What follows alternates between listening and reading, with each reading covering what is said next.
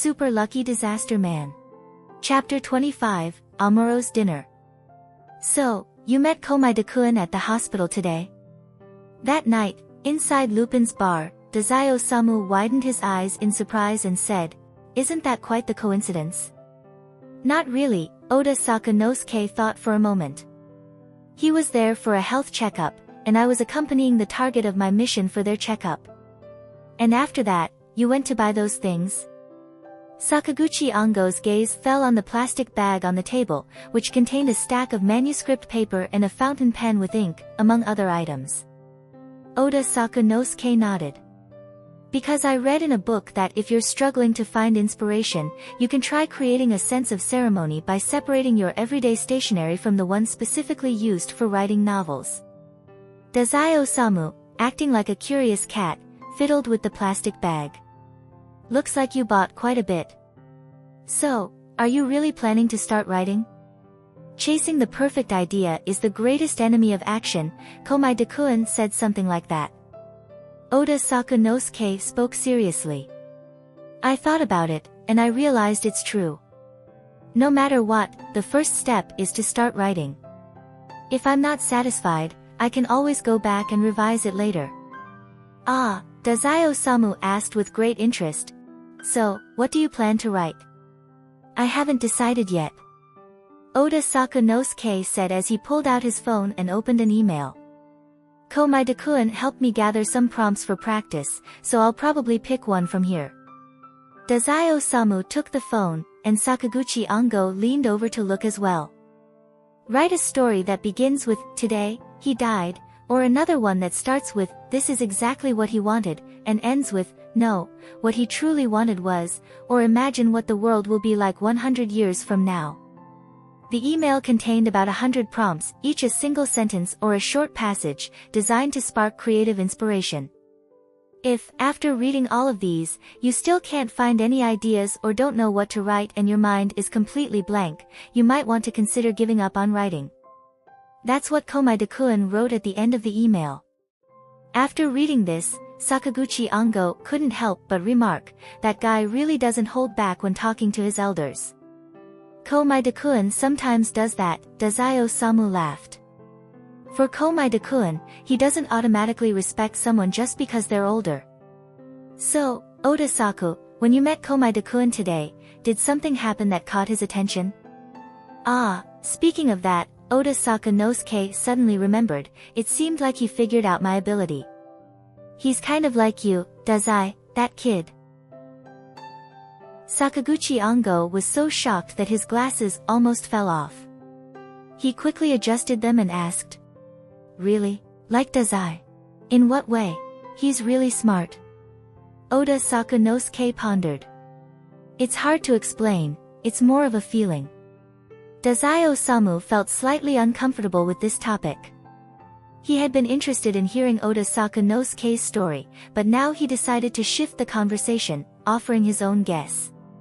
So basically, Oda-saku had an unexpected encounter today and ended up revealing his ability to Komaeda-kun, right? What else did you two talk about? Career planning? Yes, he seemed to have some opinions about my current job, Oda Sakanosuke replied calmly. Dazai-Osamu couldn't help but laugh. Of course, he'd have opinions. I used to wonder why you insisted on staying at the bottom for so long. Sakaguchi Ongo nodded in agreement. That's right, makes sense. Oda Sakanosuke. Despite the joking tone, Dazai-Osamu found himself recalling some details. Now that he thought about it, when Komaeda Nagito saw him at that family-run restaurant, he had asked him something similar. When will your book be out? Does Komaeda Nagito have some kind of fixation with writers? While Oda Sakanosuke was at the bar drinking with his friends and talking about Komaeda Nagito himself was at the supermarket buying a bento. After his health checkup had finished, a few scrapes and bruises were treated on the spot, leaving Komaeda Nagito smelling of medicine. As for the health report, the doctor had already reviewed it with him and mentioned. From the initial results, there doesn't seem to be any issues. However, there are a few tests that will take a few more days to process. Where should we send the final report? Tokyo or Yokohama? Komaeda Nagito obediently replied, Yokohama. The Tokyo address was inconvenient for deliveries lately, and he would probably have to move soon. Once he got home, he'd need to continue looking for rental listings. Sigh. Buying a house is a hassle, and as a minor, all the paperwork would become even more complicated. It wasn't something that could simply be solved by hiring someone to handle it, he'd have to do a lot of it himself. Renting was far more convenient. Lost in thought about the best course of action, Komaeda Nagito was browsing the chilled section for a bento. Suddenly, a familiar voice spoke behind him. Komaeda-kun. Komaeda Nagito turned around and saw Amuro Toru, the man who claimed to be a folklore scholar, smiling as he greeted him. As he approached, Amuro Toru seemed to catch the scent of medicine on Komaeda Nagito and raised an eyebrow. You're injured again. This blonde man, who clearly harbored some secrets but exuded a friendly aura, asked kindly. Komaeda Nagito responded, Yes, there was a small accident during my health checkup today. A glass window suddenly shattered. Amuro Toru's gaze became a bit more complicated. How does someone end up getting hurt while going for a health checkup? His luck is just too terrible. With a sigh, Amuro Toru felt an inexplicable sense of worry. His subordinates had already gathered information about Komaeda Nagito for him. As a police investigator, Amuro Toru had access to incredibly detailed intelligence. He now understood much of Komaeda Nagito's recent history, including the incident where Komaeda Nagito had used Dazai Osamu's phone to report a crime. Amuro Toru had initially thought that Komaeda Nagito was simply caught up in Ayatsuji Yukito's affairs, but after reviewing the detailed information, he realized that Komaeda Nagito might just be a naturally unlucky person. However, given the circumstances, it was difficult to predict whether Komaeda Nagito's future would turn around with good fortune or not. As a Japanese police officer, despite being undercover within the black organization, Amuro Toru still felt a responsibility to look after his fellow citizens when it was safe to do so. Seeing Komaeda Nagito reeking of medicine, Amuro Toru considered offering his assistance. There wasn't much need to ask, though. Seeing Komaeda Nagito browsing the supermarket, Amuro Toru had already guessed, You haven't had dinner yet, have you? No, I was about to buy a bento, Komaeda Nagito replied. Amuro Toru rubbed his chin in thought. Would you like to come over to my place for dinner? I also have something I'd like to ask someone who's more familiar with Yokohama. As a mature adult, Amuro Toru knew how strong the pride of a young person could be. Although Komaeda Nagito didn't seem to fit that mold, just in case, Amuro Toru avoided making it seem like he was offering help. Instead, he framed it as if he needed Komaeda Nagito's assistance. This way, even if Komaeda Nagito realized the truth, he wouldn't refuse the offer out of pride. Besides, Amuro Toru really did have a few questions for someone who knew Yokohama well, especially someone with knowledge of the port mafia. Komaeda Nagito was an ideal person to ask. As expected, Komaeda Nagito didn't refuse. No problem. As long as it's something I know, I'll tell you. And so, the two made their way to Amuro Toru's rented apartment. You rent an apartment here? Komaeda Nagito asked, somewhat surprised. Are you planning to stay in Yokohama long-term? Amuro Toru replied, I prefer living in an apartment. It helps me relax. The real reason, of course, was that he carried too many things that shouldn't be seen by ordinary people. Staying in a hotel, even with strict privacy policies, posed too much of a risk. An apartment was much safer. Amuro Toru turned on the TV. You can watch some TV while I cook. Does beef rice with hot spring eggs sound okay? Any dietary restrictions? None, Komaeda Nagito replied. Komaeda-kun is really easy to take care of, Amuro Toru remarked. If I have to be honest, I don't like eating things that don't taste good. Komaeda Nagito replied. Amuro Toru chuckled. Don't worry, I'm quite confident in my cooking. Komaeda Nagito, intrigued by Amuro Toru's confident attitude, looked forward to the meal. While Komaeda Nagito sat watching TV, waiting for Amuro Toru to finish preparing dinner, his phone rang. It was the sunglasses-wearing man from Tei Corporation's insurance department. "Komaeda-san," the man said, his tone serious, but with a hint of relief, "your request has been approved. If it's convenient, could you come by to finalize the contract?" After all, Komaeda Nagito's decision to forego the massive insurance payout was shocking. Most people would have second thoughts, especially since Komaeda Nagito wanted to board the Hope ship, a place notorious for its gambling. It wasn't far-fetched to imagine someone gambling away hundreds of millions, then trying to backtrack on their decision.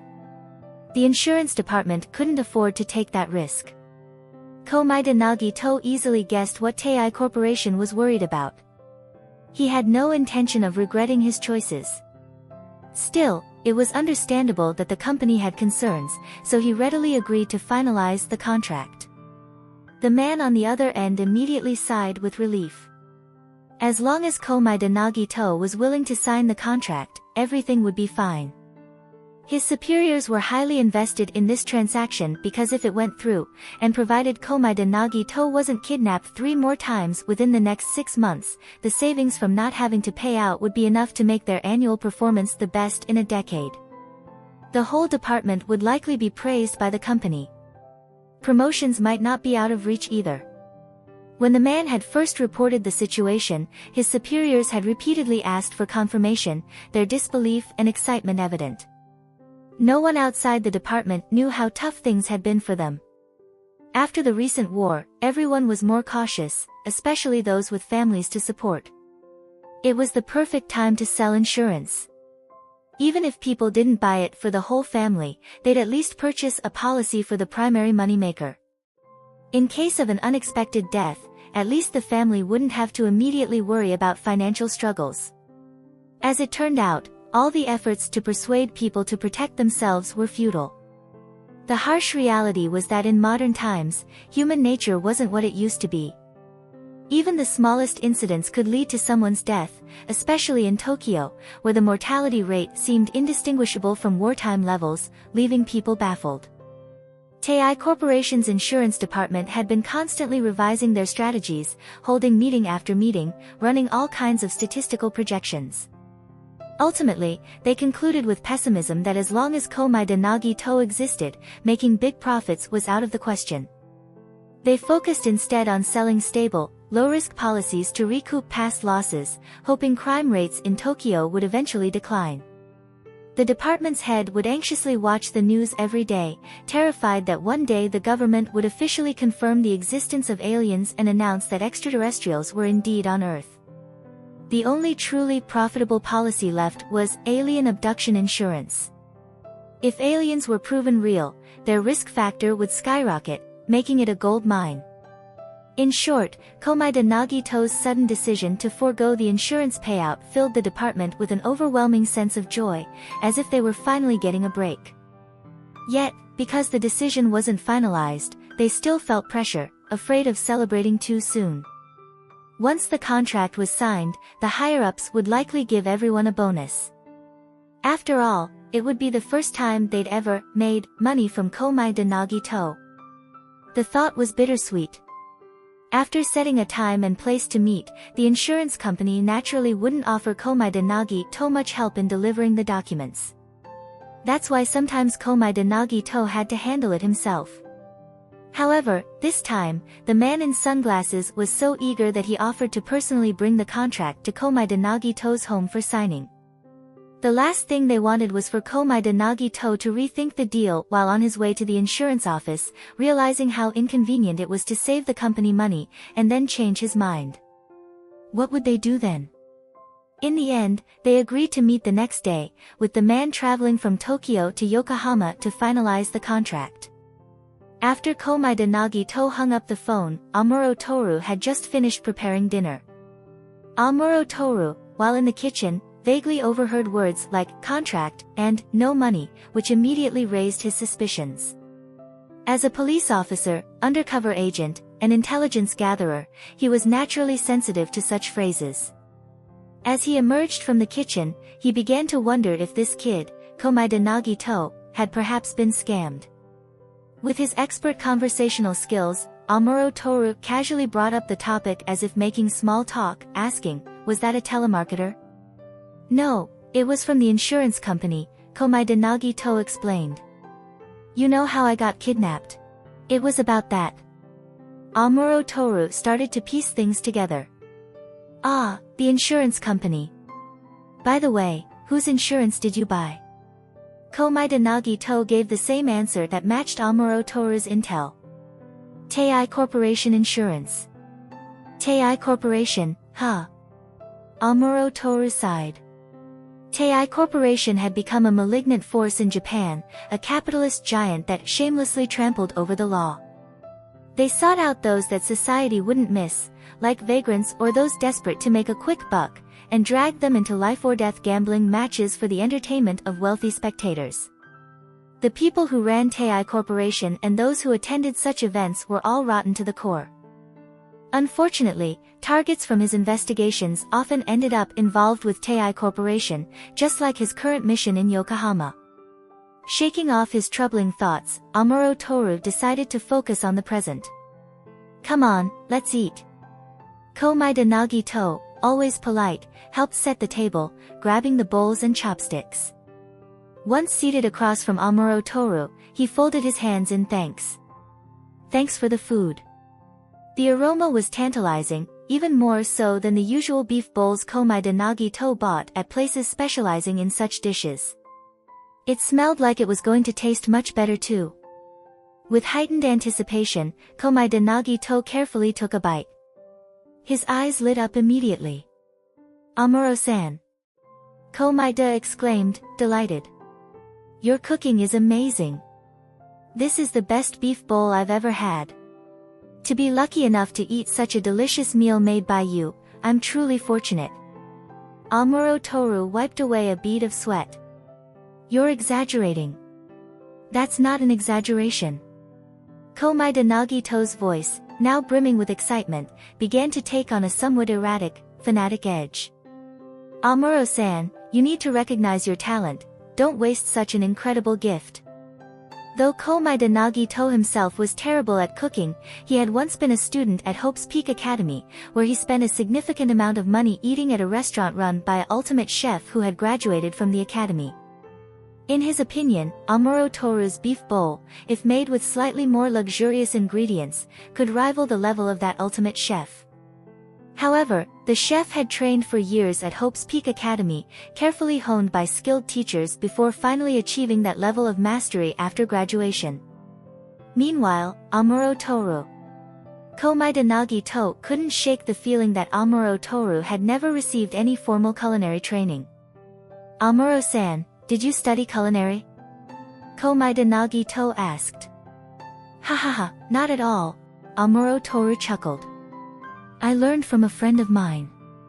He smiled. "My friend is even better at cooking than I am. Every time he eats at a restaurant, he says, 'I could make this myself.'"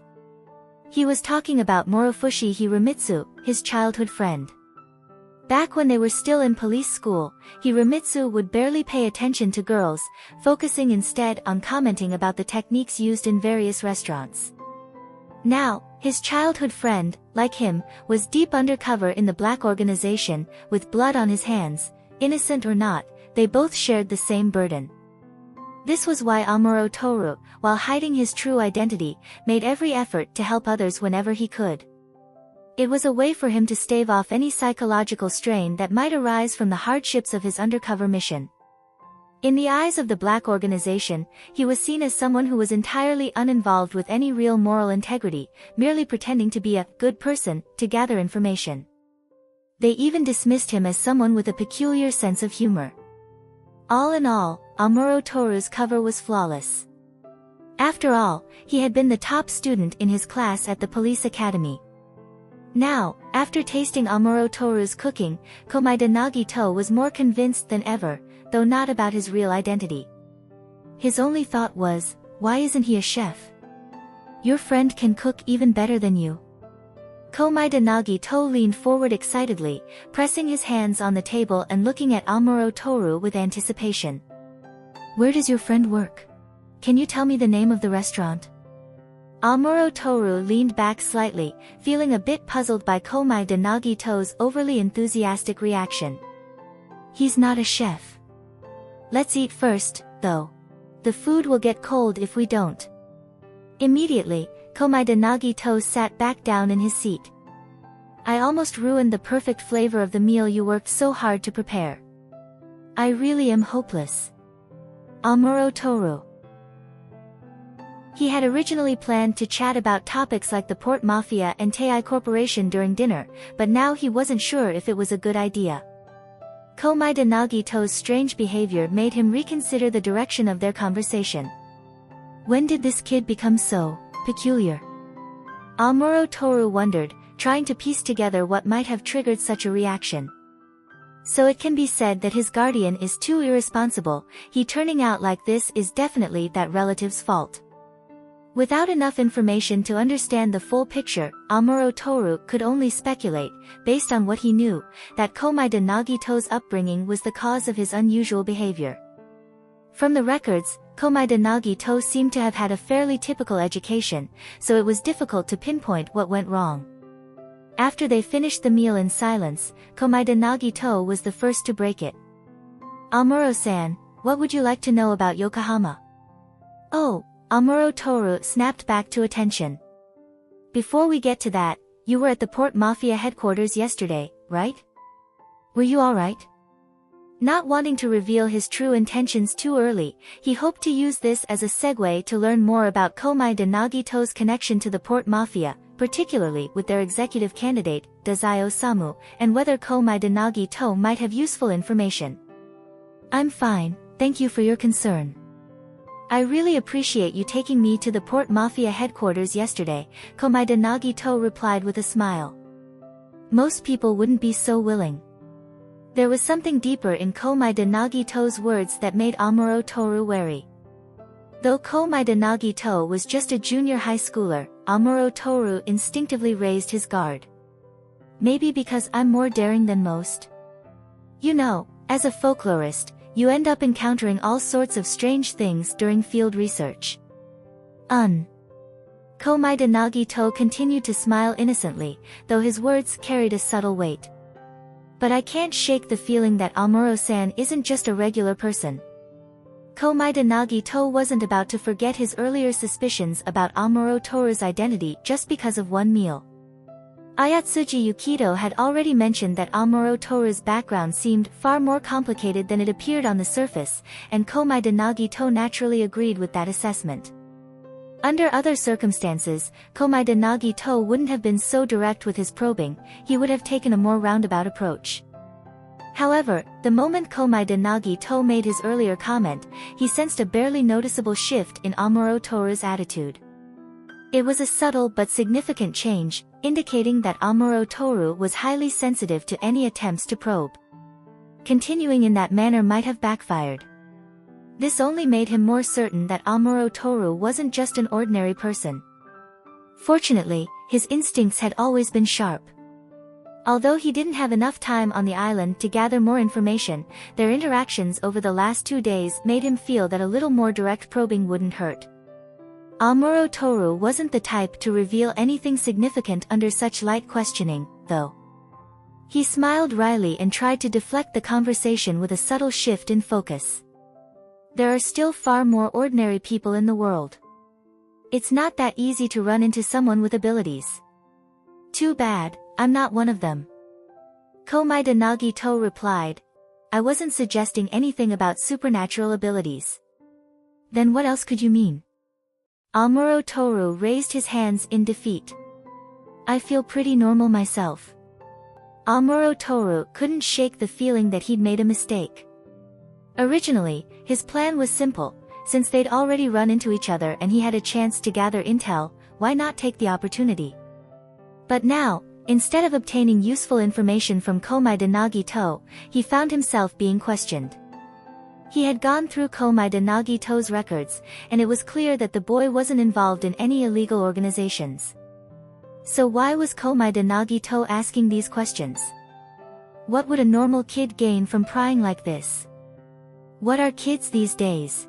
Are their curiosity this intense?